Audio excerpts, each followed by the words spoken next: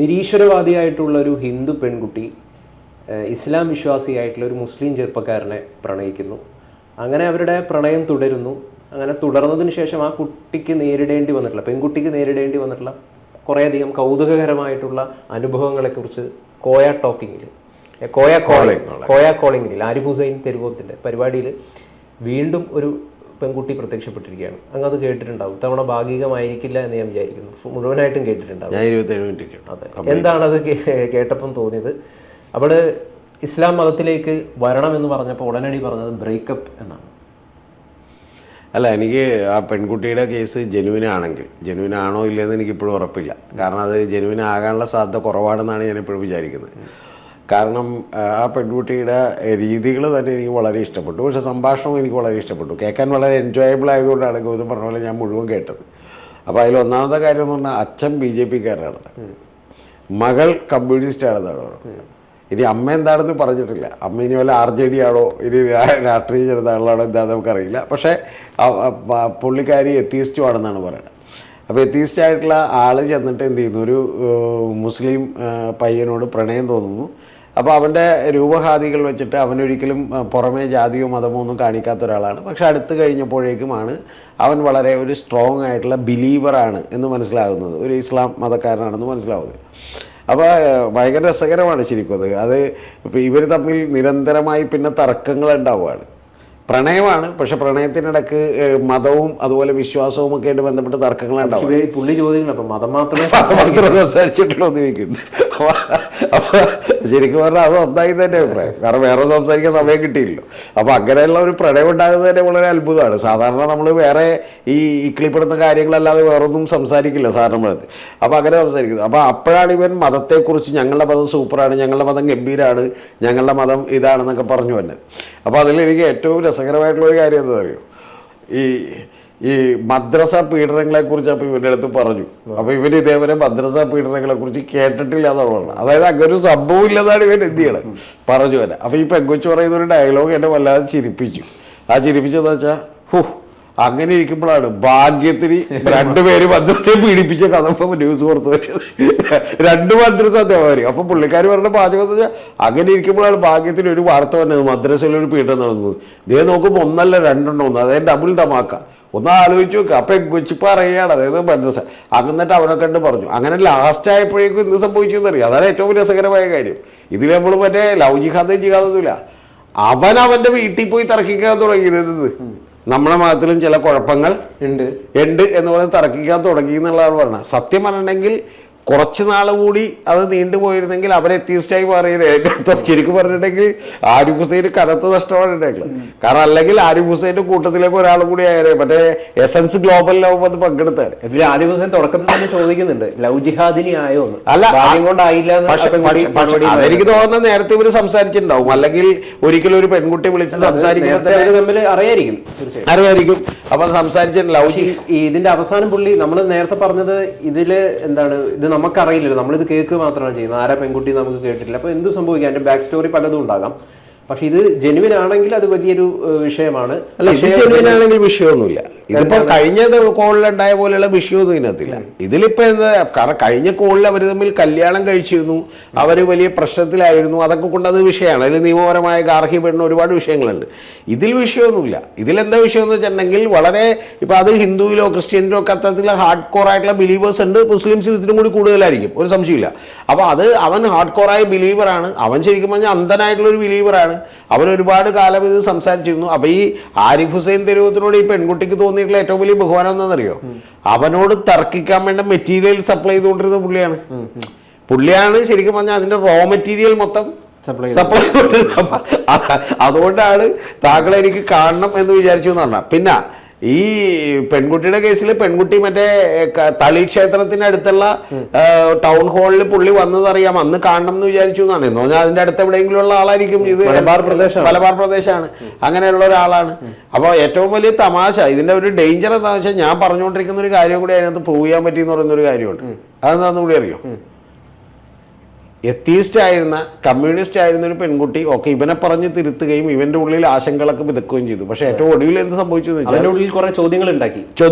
പക്ഷേ ഏറ്റവും വലിയ ഡേഞ്ചർ എന്ന് വെച്ചാൽ അതാണ് ആരിഫ് ഹുസൈൻ തിരിച്ചറിയുന്നത്. പക്ഷെ അതിന് ആരിഫ് ഹുസൈൻ ഒന്നും തിരിച്ചു പറയുന്നില്ല. ആരിഫ് ഹുസൈൻ പറയുന്നത് പുള്ളിക്കാരി ഇപ്പൊ BJP ആവുകയും ആളുകളോട് സംസാരിക്കുമ്പോൾ ആദ്യമേ തന്നെ ഓം നമ ശിവായ പറയുകയും ചെയ്യുന്നത്. അങ്ങനെ പറയുന്നുണ്ട്. ആ പുള്ളിക്കാരി ഇപ്പൊ ശരിക്കും പറഞ്ഞാൽ BJPയോടൊരു അടുപ്പം തോന്നി എന്നുള്ളതാണ്. ഇതാണ് ഞാൻ പറഞ്ഞുകൊണ്ടിരിക്കുന്ന ഒരു കാര്യം. നിങ്ങൾ അപ്പുറത്ത് നിന്ന് എതിർക്കുമ്പോൾ അവരെക്കുറിച്ച് ഇങ്ങനെ എതിർത്ത് കൃത്യമായി പറയുന്നത് ഇവർ മാത്രമേ ഉള്ളൂ എന്നുള്ളതാണ്. ഇനി ഏറ്റവും വലിയ അടുത്ത ദുരന്തവും കൂടിയുണ്ട്. അതാണ് അടുത്ത ദുരന്തം. ഇവർ ബ്രേക്കപ്പായി ഗൗതം പറഞ്ഞ പോലെ മതത്തിന്റെ കേസിൽ മാത്രമല്ല ബ്രേക്കപ്പ് ആയത്. ഇവര് തമ്മിൽ എന്നും അടിയായിരുന്നു, പ്രശ്നങ്ങളായിരുന്നു പറഞ്ഞപ്പോഴത്തേക്ക് പറഞ്ഞാൽ വേറൊരു BJPക്കാരൻ്റെ മകൾ, അവിടെയും BJPക്കാരനാണ്. അതാണ് എനിക്ക് ഡൗട്ട്. BJPക്കാരൻ്റെ മകൾ തന്നെ ഇവനെ ആശ്വസിപ്പിച്ചു. അങ്ങനെ ഉണ്ടല്ലോ, അതായത് ഇവൻ കുഴപ്പമില്ലാത്തൊരു പയ്യനായിരിക്കും, അപ്പോൾ ഇവനെ പോയി ആശ്വസിപ്പിച്ച് അവർ തമ്മിൽ റിലേഷനായി. അപ്പോഴാണ് ഈ പെൺകുട്ടി പറയണത് എന്നാ ചീറ്റ് ചെയ്തു എന്നാണ് പറയുന്നത്. അതായത് അവൻ എന്ത് ചെയ്തു, ചീറ്റ് ചെയ്തു. കാരണം വെച്ചാൽ ആശ്വസിപ്പിക്കാൻ പോകുമ്പോൾ ലാസ്റ്റ് അവൻ തന്നെ, പക്ഷെ അവനൊരു നല്ല പയ്യനാണ്, അവൻ തുറന്നു പറഞ്ഞു, പാവമാണ്, അവൻ തുറന്നു പറഞ്ഞു എന്നാണ് പറയണത്. ഇതാണ്. പിന്നെ ഗൗതം അറിയേണ്ടത് ഇതിപ്പോൾ മുസ്ലിം അല്ലെങ്കിൽ ഹിന്ദു ക്രിസ്ത്യൻ ഒന്നുമില്ല. മിക്കവാറും ആളുകൾ കല്യാണം കഴിക്കണം എന്ന് പറയുമ്പോഴത്തേക്ക് എൻ്റെ മതത്തിലേക്ക് മാറണം എന്ന് പറയുന്ന നിരവധി ആളുകളുണ്ട്. അതിലൊരാളായിട്ട് അവനെ കണ്ടാൽ മതി. പിന്നെ ഇവര് പെൺകുട്ടി പറയുന്ന ഒരു കാര്യമുണ്ട്, ഇസ്ലാം മതം മാത്രമാണ് നല്ലത്, മറ്റതെല്ലാം മോശമാണ് എന്ന് ഇപ്പം അടുത്തടുത്ത് വരുമ്പോൾ പറയുന്നു. അത് പറയുമല്ലോ. അതിപ്പോ തുറന്നു പറഞ്ഞിട്ടുണ്ടെങ്കിൽ ഇപ്പം ഓക്കെ, അതിപ്പോ കുറച്ച് സത്യം പറയാം, ഇപ്പൊ കുറച്ച് കുറവായിരിക്കും ഹിന്ദുക്കളിലും ഇപ്പൊ ക്രിസ്ത്യൻസിലും ഒക്കെ തന്നെ. പക്ഷെ മുസ്ലിംസിൽ അങ്ങനെയല്ല. അവർ പറയുന്നത് ഞങ്ങളല്ലാതെ വേറൊന്നും എന്തില്ലെന്നാണ്. ഞങ്ങളല്ലാതെ മറ്റേ പിണറായി വിജയൻ്റെ കഴിഞ്ഞ തവണത്തെ പരസ്യം പറഞ്ഞ പോലെ LDF അല്ലാതെ മറ്റാര് എന്ന് ചോദിക്കുന്ന പോലെ തന്നെയാണ്. ഒരു തവണ താങ്കൾ അറിയേണ്ടത്, ഈ ഔട്ട് ഓഫ് ദ ഫോക്കസിൽ നിന്ന് അജിംസ് പറഞ്ഞു ലാ ഇലാഹ അല്ലല്ല എന്ന് പറയുന്നതിൻ്റെ അർത്ഥം എന്താണ്? ഞാനല്ലാതെ മറ്റാരും ദൈവമില്ലെന്നാണ്. അതുപോലെ തന്നെയാണ് ഈ ഇതെന്ന് പറഞ്ഞത്, പിണറായി വിജയൻ്റെ വാചകം. മനസ്സിലായ? പറഞ്ഞു കഴിഞ്ഞിട്ടാണ് അജിംസിന് മനസ്സിലായത്. അജിംസ് പക്ഷെ എന്ത് ചെയ്യുന്നു വെച്ചാൽ അല്ല അത് ഞാനൊന്ന് പിൻവലിക്കുന്നു, കുഴപ്പമില്ല, അത് പിൻവലിച്ചു എന്നൊക്കെ പറഞ്ഞിട്ട് എന്ത് ചെയ്ത് തത്തിക്കളിച്ച് രക്ഷപ്പെട്ടു. ഞാൻ വിചാരിച്ചു, പക്ഷെ അത് എന്താണ് ഇവര് കട്ട് ചെയ്യാഞ്ഞെന്ന് എനിക്ക് മനസ്സിലായില്ലത്. അത് വേണമെങ്കിൽ കട്ട് ചെയ്താൽ മതിയല്ലോ. പക്ഷെ എനിക്ക് വളരെ ലൈവായിട്ടായിരുന്നു, അതുകൊണ്ട് കട്ട് ചെയ്യാൻ പറ്റില്ല. പുള്ളി അതിനകത്ത് പെട്ടുപോയി. അപ്പൊ അത് യഥാർത്ഥത്തിൽ ഈ മതത്തിലുണ്ട്. പെൺകുട്ടിക്ക് നൽകുന്ന ഒരു എന്താണ്, ഇത് നിങ്ങളുടെ നിലപാടിൽ തന്നെ ഉറച്ചു നിന്നു എന്നതിൽ അല്ല, അത് തീർച്ചയായിട്ടും ധൈര്യം കാണിച്ചതിൽ ആ പെൺകുട്ടി അസാമാന്യമായിട്ടുള്ള മിടുക്കിയാണ്. പക്ഷെ ഇപ്പൊ എത്തിപ്പെട്ട ഒരവസ്ഥയിൽ എനിക്ക് ചെറിയ സങ്കടമുണ്ടെന്ന് മാത്രം. അതിനെക്കുറിച്ച് ആരിഫ് ഹുസൈൻ ഒന്നും പറഞ്ഞു കണ്ടില്ല, അതുകൂടി പറയേണ്ടതായിരുന്നു. കാരണം ഇപ്പൊ BJPക്കാരിയാവുകയും ഓം നമ ശിവായ പറയുകയും ചെയ്യുന്നു എന്ന് പറയുന്ന ലെവലിലേക്ക് എത്തിച്ചേരേണ്ട ആവശ്യമില്ല. അത് എത്തിച്ചേരുന്നു എന്നുള്ളതാണ് ഈ ആരിഫ് ഹുസൈൻ്റെ പ്രവർത്തനങ്ങളിൽ നിന്നുണ്ടായിട്ടുള്ള ഒരു കാര്യം കൂടി എന്നുള്ളതാണ് ഏറ്റവും പ്രധാനപ്പെട്ട കാര്യം. അപ്പൊ അതില് ഓക്കെ, ആ പെൺകുട്ടി ബ്രില്യൻ്റ് ആണ്, മിടുക്കിയാണ്. അവിടെയാണ് നമ്മളെ ചോദ്യം. ഓം നമ ശിവായ പറഞ്ഞുകൊണ്ടും അള്ളാഹു അക്ബർ എന്ന് പറഞ്ഞുകൊണ്ടും ഒരുമിച്ച് ജീവിക്കാലോ? ഓം നമ ശിവായ പറഞ്ഞുകൊണ്ടും അള്ളാഹു അക്ബർ പറഞ്ഞുകൊണ്ടും ഇനി ഇത് രണ്ടും പറയാതെയും ഒന്നിച്ച് ജീവിക്കാം. അതിനെന്താ? നമ്മുടെ എത്രയോ സുഹൃത്തുക്കൾ ജീവിക്കണം. ഇനി ഇതൊന്നും പറയാതെ അല്ലേ റഹിമാൻ ഇതേം കൂടി ഒരുമിച്ച് ജീവിച്ചിരിക്കണം. അവർ കൊച്ചുങ്ങളൊക്കെ ഉണ്ടായില്ലേ, സന്തോഷമായിട്ട് ജീവിക്കത്തില്ല. അപ്പൊ അതൊക്കെ ജീവിക്കും. അല്ലാതെ ജീവിക്കാം. അപ്പൊ മുഹമ്മദ് റിയാസ് വീണയും കൂടി അപ്പൊ ഈ കഴിഞ്ഞ ദിവസം പുള്ളിയുടെ വിവാഹ വാർഷികമായിരുന്നു. ഇതൊക്കെ നമ്മൾ അറിയുന്ന വലിയ ആളുകളാണ്. രജിസ്റ്റർ വിവാഹം എത്ര നടക്കുന്നു. അതൊക്കെ ജീവിക്കാം, അല്ലാതെയും ജീവിക്കാം. അതിലൊന്നും ഒരു തെറ്റില്ല. പക്ഷെ ആ പെൺകുട്ടി കമ്മ്യൂണിസ്റ്റ് ആയിരുന്നു, എത്തിയിസ്റ്റ് ആയിരുന്നു. പിന്നീടാണ് എന്ത് ചെയ്തത്, ഇത്തരത്തിലുള്ള കാര്യങ്ങളിലൂടെ ഇങ്ങനൊരു കാര്യത്തിലേക്ക് എത്തിപ്പെട്ടത് എന്ന് ഞാൻ പറഞ്ഞൊരു സാധ്യത. ഇത് നമ്മളിപ്പം ഇതിപ്പോൾ ഈ പെൺകുട്ടിക്ക് കൃത്യമായിട്ടുള്ള ബോധം, അവരെന്തോ കോച്ചിങ്ങിന് പഠിക്കുകയായിരുന്നു, SSBയുടെ കോച്ചിങ്ങിന് പഠിക്കുമ്പോഴാണ് ഇവർ തമ്മിൽ പരിചയപ്പെട്ടത്. അപ്പം പൊളിറ്റിക്സ് മാത്രമേ എപ്പോഴും സംസാരിക്കാറുള്ളൂ. കാര്യബോധവും കാര്യങ്ങളൊക്കെ അറിയുന്നൊരു കുട്ടിയാണ്. ഇതല്ലാത്ത വലിയ വിവരവും ബോധമൊന്നും ഇല്ലാത്ത, അധികം തൻ്റെ ഇടമൊന്നും ഇല്ലാത്ത ഒരു പെൺകുട്ടിയാണെന്ന് വിചാരിക്കുക, എന്ത് സംഭവിക്കാനാവും? ചിലപ്പോൾ കല്യാണം കഴിക്കുമ്പോൾ മതം മാറും. That's all. അത് കഴിയുമ്പോൾ ചിലപ്പോൾ പ്രശ്നങ്ങളൊക്കെ ഉണ്ടാവും. ഇത് ഗൗതം, ഇത് നമ്മളങ്ങനെ മറ്റേ ആ മതം എന്ന് മാത്രം എടുക്കേണ്ട ആവശ്യമില്ല. ഇതെല്ലാ കാര്യത്തിലും ചിലപ്പോൾ ഒരു ആണിനോട് താല്പര്യം തോന്നിയ ആളുകൾ മതം മാറും. പിന്നെ മുസ്ലിം എന്ന് പറയുന്ന മതവിശ്വാസത്തിൽ, ഇസ്ലാം എന്ന് പറയുന്ന മതവിശ്വാസത്തിൽ അത് കുറച്ചുകൂടി കർക്കശമാണ്. അത് കറക്റ്റാണ്. പക്ഷേ ഇത് തെറ്റ് തന്നെയാണ് സാറേ. ഒരു മതത്തിലെ ഇപ്പം ഹിന്ദു മതവും ക്രിസ്ത്യൻ മതവും മോശമാണ്, നമ്മുടേത് മാത്രമാണ് ശരി എന്ന് ആര് പറഞ്ഞു, അതിനെ നമുക്ക് അനുകൂലിക്കാനേ പറ്റില്ല. അല്ല, അത് സത്യമാണ്. അവരുടെ ഐഡിയോളജികൾ അവരെ പഠിപ്പിക്കുന്നത് നമ്മുടെ മതമാണ് നല്ലത് എന്നുള്ളതാണ്. അത് ആര് പറഞ്ഞാലും ശരിയല്ല, കറക്റ്റാണ്. ഗൗതം പറയുന്ന പോലെ ഒരു മതക്കാരനും അങ്ങനെ പറയുന്നത് ശരിയല്ല. പക്ഷേ ഗൗതം അറിയേണ്ടത് അവൻ്റെ മതത്തെ പ്രൊമോട്ട് ചെയ്യാൻ അവർ അതല്ലേ പറയാൻ പറ്റുള്ളൂ. നാളെ BJP-കാരൻ വന്നിട്ട് CPM മോശമാണ്, നിങ്ങൾ ഇങ്ങോട്ട് വരുമെന്നല്ലാതെ CPM നല്ലതാണ് പക്ഷെ നിങ്ങൾ ഇങ്ങോട്ട് വരുമെന്ന് പറയാൻ ഈ ഹിന്ദുസ് ആയിക്കോട്ടെ അല്ലെങ്കിൽ ക്രിസ്ത്യാനിറ്റി ആയിക്കോട്ടെ, ഐഡിയോളജിക്കലി അങ്ങനെ ഒരു വെറുപ്പ് ഏതെങ്കിലും മതത്തിനെതിരെ പ്രചരിപ്പിക്കുന്നുണ്ടോ? ഐഡിയോളജിക്കലി വെറുപ്പൊക്കെ എല്ലാവരും ഹിന്ദു മതത്തിനകത്ത് പിന്നെ അങ്ങനെ ഒരു ഗുണമുണ്ട്. അവർ പുറമേക്കൊരു വെറുപ്പും പ്രചരിപ്പിക്കുന്നില്ല, അകത്ത് തന്നെയുള്ളു. മനസ്സിലായ? ശൂദ്രൻ, പുലയൻ, മറ്റേ അത് ഇത് എന്നൊക്കെ പറഞ്ഞ് വെറുപ്പുള്ളു, മറ്റതിനോട് വെറുപ്പില്ല.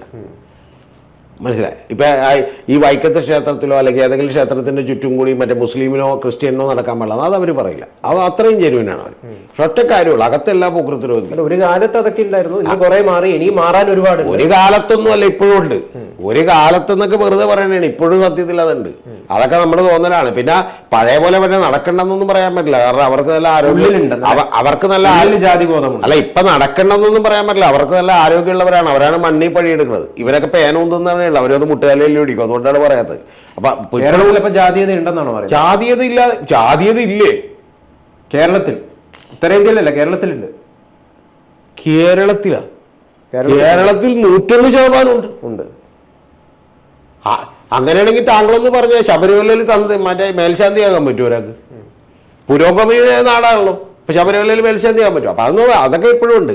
അതവിടെ നിൽക്കട്ടെ. ഞാൻ പറയണത് താങ്കൾ പറഞ്ഞ ഒരു കാര്യം എങ്ങനെയാണ്, കാരണം ഹിന്ദുക്കളുടെ ഇടക്ക് അങ്ങനൊരു പ്രൊപ്പഗേറ്റ് എന്ന് പറയുന്ന കാര്യമൊന്നും നടക്കുന്നില്ല. അതേസമയം ക്രിസ്ത്യൻസിൻ്റെ അകത്ത് അത് കുറച്ചും കൂടി നടക്കുന്നുണ്ട്. അവർ നോർത്ത് ഇന്ത്യയിലും ബാക്കിയുള്ള സ്ഥലങ്ങളിലൊക്കെ എല്ലാവരുടെ, ഞാൻ പറഞ്ഞ എല്ലാ കാത്തലിക്, അതുപോലെ തന്നെ റോമൻ കാത്തലിക്, അങ്ങനെയുള്ള കേസുകളിൽ മാത്രമല്ല, പ്രൊട്ടസ്റ്റൻ്റ് ആയിട്ടുള്ള അല്ലെങ്കിൽ ഈ പറഞ്ഞ പെന്തക്കോസ്റ്റ് ആയിട്ടുള്ള നിരവധി ആളുകളുടെയും അവർ കുറേ കൂടി പ്രചരിപ്പിക്കുന്നുണ്ട്. ആ പ്രചരിപ്പിക്കുമ്പോൾ അവർ പക്ഷേ കുറച്ചുകൂടി സൈലൻ്റ് ആയിട്ടാണ് പറയണതെന്ന് മാത്രമേ ഉള്ളൂ. അതായത് ഞങ്ങളുടെ മതമല്ല, നിങ്ങളുടെ മതത്തിനേക്കാൾ നല്ലത് ഇതാണ്, ഇങ്ങോട്ട് വരും, പ്രാർത്ഥിക്കും, എല്ലാ കാര്യവും എന്ത് ചെയ്യും. ഇതൊക്കെ സ്നേഹം കൊണ്ട് ആളുകൾ പറയുന്നതും. എന്നോട് എൻ്റെ ജീവിതത്തിൽ വലിയ പ്രശ്നങ്ങളും ഇതൊക്കെ ഉണ്ടായപ്പോഴത്തേക്ക് എന്നോട് വിളിച്ചിട്ട് എനിക്ക് വളരെ പരിചയമുള്ള ഒരു പുള്ളിക്കാരി, അവർ ശരിക്കും പറഞ്ഞാൽ വളരെ നല്ല സ്ത്രീയാണ്. അവരെന്നോട് വിളിച്ചിട്ട് പറഞ്ഞിട്ടുണ്ട്, മറ്റേ ആലപ്പുഴയിലുള്ള മറ്റേ ഇവിടെ ഉണ്ടല്ലോ, എന്താണ് ഒരച്ഛൻ്റെ മറ്റേ കേന്ദ്രമില്ലേ, വഞ്ചി ഉണ്ടാക്കി മറ്റേ പ്രളയത്തിൽ രക്ഷപ്പെട്ടു എന്നൊക്കെ പറയുന്ന പുള്ളി, മറ്റേ പേപ്പറിൻ്റെ കമഴ്ന്ന് കിടന്ന ഗർഭം ഉണ്ടാകും എന്നൊക്കെ പറയുന്ന ഒരു പുള്ളി, ആ പുള്ളിയുടെ ഇവിടെ പോയി പ്രാർത്ഥിക്കാൻ പറഞ്ഞിട്ടുണ്ട്. അപ്പം അതൊക്കെ ആളുകൾ പറയും, അവരവരുടെ വിശ്വാസം അവരവരെന്ത് ചെയ്യും, നമ്മളെയും കൂടി അതിനകത്തേക്ക് വലിച്ചുണ്ടാക്കാൻ വേണ്ടിയിട്ടൊക്കെ നോക്കും. അത്രേ ഉള്ളു കാര്യം. പിന്നെ ഈ സമുദായത്തിനകത്ത് ഗൗതം പറഞ്ഞ പോലെ അത് കുറച്ചുകൂടി സ്ട്രിക്റ്റായി ആളുകളെ മദ്രസകളിൽ മുതൽ എന്ത് ചെയ്യുന്നുണ്ട്, അവർ പറഞ്ഞു കൊടുക്കുന്നുണ്ട്. പലപ്പോഴും അർത്ഥം തന്നെ എന്താ സാറേ? അല്ല, അതൊന്നും ഞാനിവിടെ പറയുന്നില്ല. അത് നോക്കിയാൽ ഇപ്പം സാറ് തന്നെ താങ്കളുടെ അടുത്ത്, എൻ്റെ അടുത്ത് തന്നെ അന്ന് കഴിഞ്ഞ ദിവസം എപ്പോഴും ചോദിച്ചിട്ടുണ്ടായി, വാങ്ക് ധൈര്യമുണ്ടോ മലയാളത്തിൽ വാങ്ക് വിളിക്കാൻ? മലയാളത്തിലേക്ക് വാങ്ക് വിളിച്ച വലിയ പ്രശ്നം കൂടാ, അത് കാര്യമായിട്ടുള്ള ഓരോരുത്തരും അറിയാതിട്ടാണ്. അതൊക്കെ കറക്റ്റാണ്. അതൊക്കെ കാര്യമുണ്ട്, അതൊക്കെ കറക്റ്റാണ്. ഈ പറയണതൊക്കെ കറക്റ്റാണ്. പക്ഷെ സത്യം പറഞ്ഞാൽ ഈ പറയണതൊക്കെ സത്യം പറഞ്ഞാൽ ആരിഫ് ഹുസൈനൊക്കെ പറയുമ്പോൾ ഇത് ആളുകൾക്ക് മനസ്സിലാവുന്നുള്ളൂ ഉള്ളൂ. ശരിക്കും പറഞ്ഞാൽ അല്ലെങ്കിൽ അങ്ങ് വിളിച്ചിട്ടങ്ങ് പോയിക്കോളും. മനസ്സിലായോ? അല്ല, ഈ സത്യം പറഞ്ഞാൽ ഇപ്പം സത്യം പറഞ്ഞിട്ടുണ്ടെങ്കിൽ ഇപ്പം ഈ നമ്മുടെ കേരളത്തിലും ഇന്ത്യയിലൊക്കെ സംഭവിക്കണമെന്ന് വെച്ചാൽ നമ്മളവരെ പഠിപ്പിക്കുകയാണ്. അതായത് കാസയുടെ ചില ആളുകളൊക്കെ ഉണ്ട്, അവരൊക്കെ ഇത് പഠിപ്പിച്ചുകൊണ്ടിരിക്കുകയാണ്. പണ്ട് വരെ ഒക്കെ ഉണ്ടാകും, മറ്റു ചില ആൾക്കാരാണ് പഠിപ്പിച്ചു കൊടുക്കുന്നത്. അല്ലാതെ അവരിതൊന്നും തെരഞ്ഞു പിടിച്ച് അസ്ഥിക്ക് പിടിച്ചിട്ടൊന്നും നടക്കണില്ല. ഇതൊക്കെ ഗൗതത്തിന്റെ പോലും പ്രശ്നം എന്ന് പറയും. ഗൗതം പറയും ഇതൊരു സ്കൂളിൽ പഠിപ്പിക്കുന്നു. സത്യത്തിൽ ആരാ ഗൗതം ഇത് പഠിപ്പിക്കുന്നത്? ഗൗതത്തിന് അറിയും. പഠിപ്പിക്കുന്ന തന്നെ നമ്മൾ തന്നെ കഴിഞ്ഞ ദിവസം ചെയ്ത പല വീഡിയോസിന്റെയും അടുത്ത് താഴത്ത് വന്ന കമന്റുകൾ താങ്കളൊന്ന് ശ്രദ്ധിക്കുക. പഠിപ്പിക്കുന്നുണ്ടോ ഇല്ലയോ എന്നുള്ളത് ആ കമന്റുകൾ വായിച്ചാൽ മനസ്സിലാക്കും. ഗൗതം ഇതൊക്കെ ഞാൻ വിശദമായി പഠിക്കും. കമന്റൊക്കെ മറ്റേ കുറെ ഈ പറഞ്ഞ പോലെ മോശപ്പെട്ട ആളുകളുടെ കമന്റാണ്. അതൊക്കെ എന്ന് പറഞ്ഞിട്ടുണ്ടെങ്കിൽ അവന്റെയൊക്കെ ബിസിനസ്സും കച്ചവടവും പൂട്ടുമെന്നുള്ളതിനെയും പിന്നെ കുറെ വിഷം കഴിച്ച് ഭ്രാന്തായി പോകുന്ന ആളുകളുടെ കമന്റാണ്. അതൊന്നും എന്നെ പേടിപ്പിക്കുന്നില്ല. ഗൗതം അറിയേണ്ടത് കൃത്യമായിട്ട് വന്നൊരു കാര്യമാണ്. ഞാനിപ്പോൾ പെട്ടെന്ന് എൻ്റെ ഓർമ്മയിൽ വന്നൊരു കമന്റാണ്. അതായത് ഒരു മുസ്ലിം ചെറുപ്പക്കാരന് മുസ്ലിം ആയിട്ടുള്ള ഒരു പെൺകുട്ടിയോട് പോലും പ്രണയം തോന്നരുത്, അത് തെറ്റാണ്. അത് തെറ്റാണ്, അത് പോലും തെറ്റാണ്. അല്ല, അവൻ ഇനി മുതൽ സത്യത്തില് ഇപ്പൊ സത്യം പറഞ്ഞിട്ടുണ്ടെങ്കിൽ ഇതൊക്കെ ഇവർക്ക് ഈ തോട്ട് ഇവർക്ക് കിട്ടുന്നത് എവിടുന്നോ ആണല്ലോ. അങ്ങനെയുള്ള മോശപ്പെട്ട തോട്ടുകൾ ആരാണ് പ്രചരിപ്പിക്കുന്നത്, എവിടെ നിന്നാണ് പ്രചരിപ്പിക്കുന്നത് എന്നുള്ളതാണ്. ഈ ഗൗതം പറഞ്ഞ കാര്യത്തിൻ്റെ രൂക്ഷത എവിടെയെന്ന് വെച്ചിട്ടുണ്ടെങ്കിൽ നേരത്തെ കേരളത്തിൽ നേരത്തെയും മദ്രസകളുണ്ടായിരുന്നു. സത്യം പറഞ്ഞാൽ ഗൗതം പറയേണ്ടത് എല്ലാവരും മദ്രസകളിൽ പോകുന്നു പോലും ഉണ്ടായില്ല. കാറ്റക്കിസം ക്ലാസ്സുകൾ എല്ലാവരും പോയി, എൻ്റെ കൂടെയുള്ള എല്ലാ സുഹൃത്തുക്കളും തന്നെ കാറ്റക്കിസം ക്ലാസ്സുകളിൽ പോയിരുന്നു. പക്ഷേ അവരൊന്നും ഇത് പഠിക്കണമെന്നുണ്ടായില്ല. എന്നാൽ കാറ്റക്കിസം ക്ലാസ്സിൽ പഠിച്ച് മാർക്ക് മേടിക്കണം എന്ന് പറയുന്ന ഒരു ലെവലേ ഉണ്ടായുള്ളൂ. പിന്നെ മദ്രസകൾ പലപ്പോഴും വലിയ രീതിയിൽ ഉപയോഗപ്പെടുന്നുണ്ട്. ഗൗതം അറിയേണ്ടത് ഇപ്പോൾ അഫ്ഗാനിസ്ഥാൻ്റെയും പാകിസ്ഥാൻ്റെയും ബോർഡറുള്ള ISI മദ്രസകളിൽ കോച്ചിങ് കൊടുത്ത് കൃത്യമായി ക്ലാസ് കൊടുത്തിട്ടാണ് ഗൗതം അറിയേണ്ടത് താലിബാനിലേക്ക് റിക്രൂട്ട്മെൻറ്റ് നടത്തിക്കൊണ്ടിരുന്നത്. അപ്പോൾ അത്തരത്തിലുള്ള നിരവധി പ്രശ്നങ്ങളുണ്ട് ഇതിൻ്റെ പിന്നിൽ. പക്ഷെ കേരളത്തിലെ മദ്രസകൾ ഇനി ഗൗതത്തിന് അറിയുമോ അറിയില്ല. ഗൗതം ഈ മദ്രസ അധ്യാപകരിൽ ഒരു 5 പേരായിട്ടൊന്ന് സംസാരിച്ചു. സത്യം പറഞ്ഞാൽ അവരൊക്കെ വലിയ ദുരിതത്തിലും കഷ്ടപ്പാടിലുമാണ്. മറ്റു വിദ്യാഭ്യാസം ഇല്ല എന്നാണോ? ഒരു സത്യം പറഞ്ഞിട്ടുണ്ടെങ്കിൽ ഇതിനെക്കുറിച്ച് മറ്റൊക്കെ പോട്ടെ, ഇതിനെക്കുറിച്ച് പോലും അവർക്ക് എന്ത് ചെയ്തുകൂടാ, അറിഞ്ഞുകൂടാ. ഞാനിപ്പോൾ തുറന്നു പറയണു. ഇപ്പം സത്യം പറയണമെങ്കിൽ ഇപ്പോൾ ആരിഫ് ഹുസൈൻ തെരുവോത്തൊക്കെ ഇരുന്ന് പഠിക്കുന്നതിൻ്റെ ആരിഫ് ഹുസൈൻ തെരുവോസ് ഇതുപോലെ പഠിപ്പിച്ച ഒരാളാണ്. പിന്നെ നിങ്ങൾ വിചാരിക്കുന്ന പോലെ പഠിപ്പിച്ചിട്ടൊക്കെ എല്ലാവരെയും മറ്റേ ഇതാക്കാൻ പറ്റൂല. ആരിഫ് ഹുസൈൻ തെരുവോത്ത് 2 കാര്യങ്ങൾ പഠിച്ചു. എന്തൊക്കെ പഠിച്ചു എന്നറിയോ? ഒന്ന്, ലോങ് ആയിട്ടുള്ള കോഴ്സ് മദ്രസകളിലും ഇസ്ലാമിക് പഠനങ്ങളിലും എന്ത് ചെയ്തു, തിയോസഫിക്കൽ പഠനങ്ങളിലും എടുത്തു. എന്നിട്ട് ഇപ്പോൾ എവിടെ എത്തിക്കണം? ഒന്ന് എക്സ് മുസ്ലിം അപ്പൊ താങ്കൾ യഥാർത്ഥത്തിൽ പഠിക്കുന്ന ആളുകൾ പുറത്തു വരുന്നു. യഥാർത്ഥത്തിൽ പഠിക്കുന്നവൻ പുറത്തു വരും. ഞാൻ കാറ്റക്കിസം ക്ലാസ്സിൽ പഠിപ്പിച്ചിരുന്ന ഒരു ലേഡിയുടെ കഴിഞ്ഞ ദിവസം വീഡിയോ കണ്ടു. ഞാൻ അവരുടെ പേര് പുറത്തു പറയുന്നില്ല. അവർ ചോദിക്കുന്ന ഒരു വലിയ ചോദ്യമുണ്ട്. ബൈബിളിൽ എനിക്ക് ഉത്തരം കിട്ടാത്ത ചോദ്യങ്ങളുണ്ടെന്ന് പറഞ്ഞാൽ ഒരു 100 ചോദ്യം ഇട്ടിട്ടുണ്ട്. ഇനി ഗൗതത്തിന് അറിയാത്തൊരു കാര്യം പറയാം. പണ്ട് ബൈബിൾ ചങ്ങലക്കിട്ട് വെച്ചിരുന്നു, തൊടാൻ പാടില്ലെന്ന് പറഞ്ഞിരുന്നു. കാരണം എന്താ പറയുക, ബൈബിള് കൃത്യമായിട്ട് പഠിച്ചാൽ ഈ മതമേലധ്യക്ഷന്മാരെയൊക്കെ അടിച്ച് പുറത്താക്കുമെന്ന് എന്ത് ചെയ്യുക അറിയാം. ആരിഫ് ഹുസൈൻ തെരുവത്തിനെ പോലെയുള്ള ആളുകൾ നമ്മൾ ഒന്നും പഠിപ്പിക്കരുത്. പുള്ളി 2 പഠിച്ചിട്ടുള്ളൂ. ഒന്നെന്താണെന്നറിയോ? ഒന്ന് ഇത് പുള്ളി എക്സ് മുസ്ലിമായി. രണ്ടാമത്തെ പുള്ളി പഠിച്ചത് എന്താണെന്നറിയോ? ഹോമിയോ. അത് പുള്ളി ആദ്യത്തെ പറഞ്ഞാൽ പുള്ളിനെ പഠിപ്പിച്ചതുകൊണ്ട് മാത്രം ഹോമിയോക്ക് വലിയ പ്രശ്നമായി പോയി. എക്സ് കമ്മ്യൂണിസ്റ്റുമായി. അല്ല, ഞാൻ പറയണത് പുള്ളി കമ്മ്യൂണിസം ഒന്നും പുള്ളി അത്രത്തോളം പഠിച്ചതായിരിക്കില്ല. ഹോമിയോ പുള്ളി പഠിച്ചിട്ട് ഇപ്പൊ പുള്ളി പറഞ്ഞ ഹോമിയോ ഒരു അടിസ്ഥാന സയൻസും ഇല്ലാത്തൊരു സബ്ജക്റ്റ് ആണെന്നാണ് പറയണത്. സത്യം പറയണമെങ്കിൽ ഇവനേക്ക് കഴിഞ്ഞ ദിവസം എൻ്റെ അടുത്തൊരു ഹോമിയോ ഡോക്ടർ ചോദിച്ചു, ഇവനേക്ക് ആരാണ് ഈ അഡ്മിഷൻ കൊടുത്ത് പഠിപ്പിച്ചത്? കാരണം അതുകൊണ്ട് മാത്രം ഹോമിയോയിലെ ആളുകൾ കുറെ പേര് ചികിത്സിക്കാതെ ഈ ആരിഫ് ഹുസൈൻ തെരുവോത്തിന്റെ റീച്ച് കൂടിക്കൊണ്ടിരിക്കുമ്പോൾ ഏറ്റവും വലിയ ടെൻഷൻ അവർക്കാണ്. അല്ല, ഈ പെൺകുട്ടി തന്നെ പറഞ്ഞു, ഞാൻ ആ സമയത്ത് പ്രണയിച്ച സമയത്ത് താങ്കളുടെ വീഡിയോ കണ്ടിരുന്നില്ല, ഇപ്പോഴെന്താണ് പിന്നീടാണ് കാണാനിടയായത്. അല്ല, ആ സമയത്ത് കണ്ടു തുടങ്ങിയെന്ന് പറയും. ആ സമയത്ത് ഇവനോട് തർക്കിക്കാൻ വേണ്ടി പോപ്പുലർ അല്ല, പുള്ളി അത്ര പോപ്പുലർ അല്ല, പക്ഷെ കണ്ടു തുടങ്ങിയെന്ന് പറയുന്നുണ്ട്. അപ്പൊ എന്താണെങ്കിലും ഒരു കാര്യത്തിൽ എനിക്ക് 2 കാര്യത്തിൽ എനിക്ക് ആരിഫ് ഹുസൈനെ അഭിനന്ദിക്കണം. ഒന്നെന്താണെന്ന് വെച്ചിട്ടുണ്ടെങ്കിൽ ആ പെൺകുട്ടി അവനോട് തർക്കിച്ച് അവനിൽ പോലും സംശയത്തിൻ്റെ വിത്ത് വരച്ചതിന് ഒന്ന്. രണ്ടാമത്തത്, ഞാൻ പറഞ്ഞുകൊണ്ടിരിക്കുന്ന ഒരു കാര്യം ശരിയായതിൽ അതെന്താണെന്ന് വെച്ചിട്ടുണ്ടെങ്കിൽ ഇപ്പം BJPയിലേക്ക് ഓം നമഃശിവായ പറയുന്ന ലെവലിലേക്ക് എത്തിയതുള്ളത്. അപ്പം അതുകൊണ്ട് ഈ പറയുന്ന കാര്യമാണ് അതിൻ്റെ ഏറ്റവും പ്രമുഖമായിട്ടുള്ള കാര്യം എന്ന് പറയുന്നത്.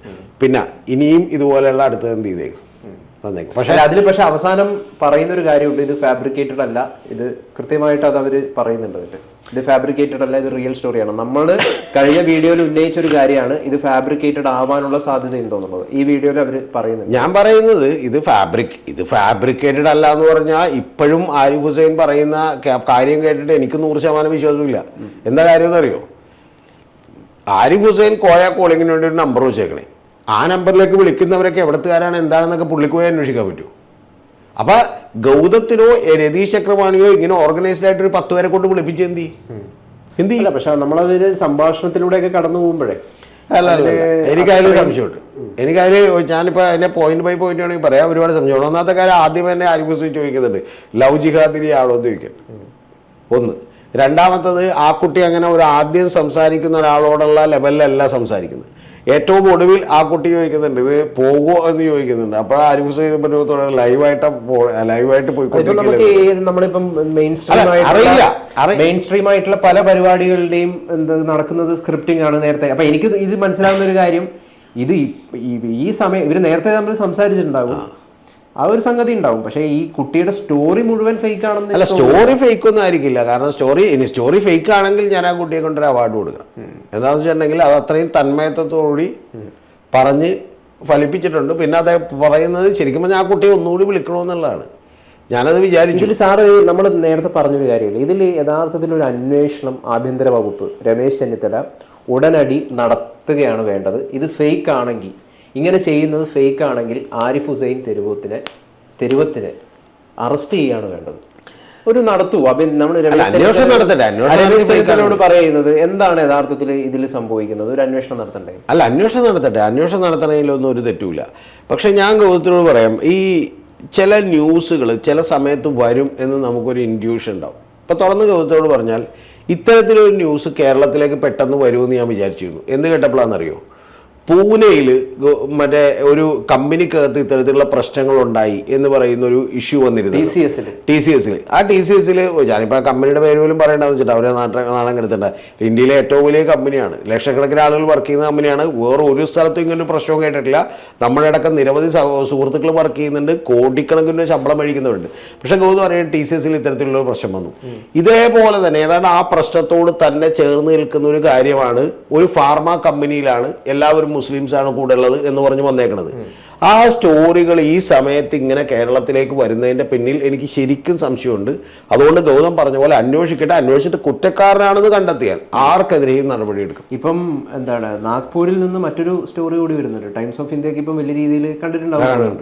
അതായത് ഡ്രഗ്ഡ്, റേപ്ഡ് ആൻഡ് ഫിലിംഡ്, അതുപോലെ തന്നെ മതവാചകങ്ങൾ ഒക്കെ നിർബന്ധിച്ച് ചൊല്ലിപ്പിച്ച് മതം മാറ്റാൻ ശ്രമിച്ചു എന്ന് പറഞ്ഞിട്ടാണ് ഒരു 24 വയസ്സുകാരിയായിട്ടുള്ള ഒരു ആർമി ഉദ്യോഗസ്ഥന്റെ ഭാര്യ. ആ വീഡിയോ അടക്കം ഇപ്പം സോഷ്യൽ മീഡിയയിൽ. അല്ല, അതൊക്കെ തന്നെ ഇത് ഇപ്പൊ TCS-ൽ സംഭവിച്ചതിനെ കുറിച്ച് എനിക്ക് വലിയ സംശയമുണ്ട്. ഈ പറയുന്ന വാർത്ത സംശയമുണ്ട്. ഇത് കൂടാതെ ഗൗതം അറിയേണ്ടത് വേറൊരു വാർത്ത കൂടി വന്നിട്ടുണ്ട്.